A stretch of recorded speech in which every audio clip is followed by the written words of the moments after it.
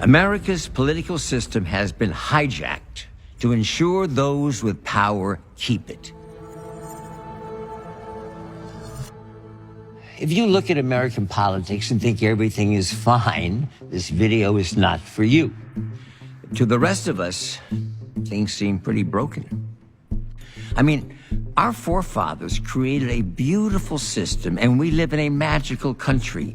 How the hell did things get so bad? These days, just 2% of Americans trust that our elections work how they're supposed to. Congress has an approval rating of 20%. Our leaders are locked in partisan warfare and they aren't fixing anything. And we're angry. We're angry at the system, at each other. Our country is getting poorer, sicker, more divided, and our families are paying the price. We don't even talk to each other anymore.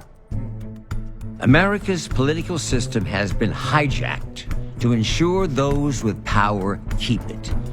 And for the rest of us, well, it's not so good.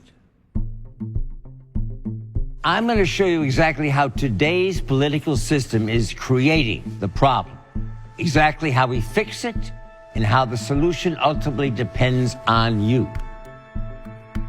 This Venn diagram shows the relationship between an elected official doing what the people want and their likelihood of getting reelected.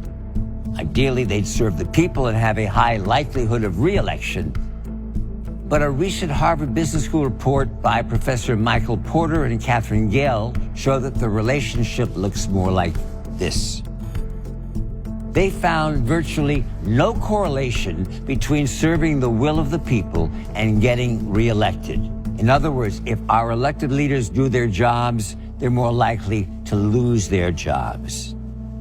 How is that possible?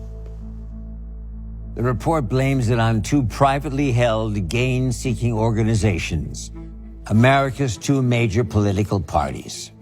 In 2019, both major parties publicly threatened to blacklist candidates and contractors who veered from the party lines. They control the money, the debates, the primaries. They even draw their own voting districts. A full 61% of Americans want another option. But any third party or independent who runs is seen as a spoiler. So year after year, we choose between the lesser of two evils, Democrats, Republicans, Republicans, Democrats. In any other environment, a new competitor would swoop in to better serve their constituency. You hate your cable company? Here comes streaming. But the two parties have rigged the system to block competition. But it gets worse. In 86% of House races, we now know which party will win the general election before it even starts. That means all of the competition is in the primaries, where as few as 14% of voters participate. And primary voters tend to be more partisan than those who vote in the general election. So the most partisan candidates win the primary. They're virtually guaranteed to win the general, so you can guess what happens next. Over time, the parties move further and further apart. This graphic shows members of Congress who worked with the other party to pass a law in 1953. The gray lines represent their collaboration. The more lines you see, the more times they crossed party lines to pass a law. This is how it looked in 67, in 81.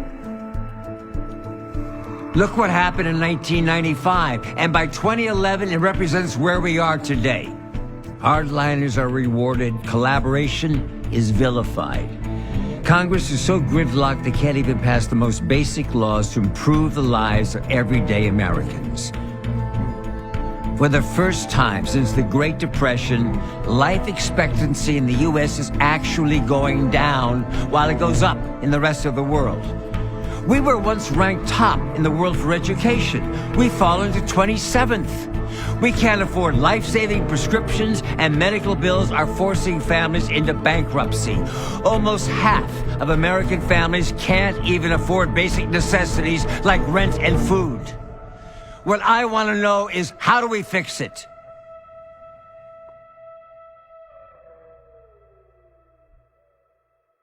You know, I think I'm getting a little carried away here, so I'm going to bring my friend Josh in while I calm down. We need to take our government back and make it work for us. So much of what's failing is a symptom of our failed elections. Look, this isn't about giving power to the right or to the left or asking Congress to fix itself, because frankly, they won't. So we have to go around Congress. And the good news is, in the US, states run elections, even federal elections. So when we pass election laws in a state, it affects the federal elections. And get this, a Bloomberg News study showed that throughout American history, passing state laws has been the key to creating massive federal change.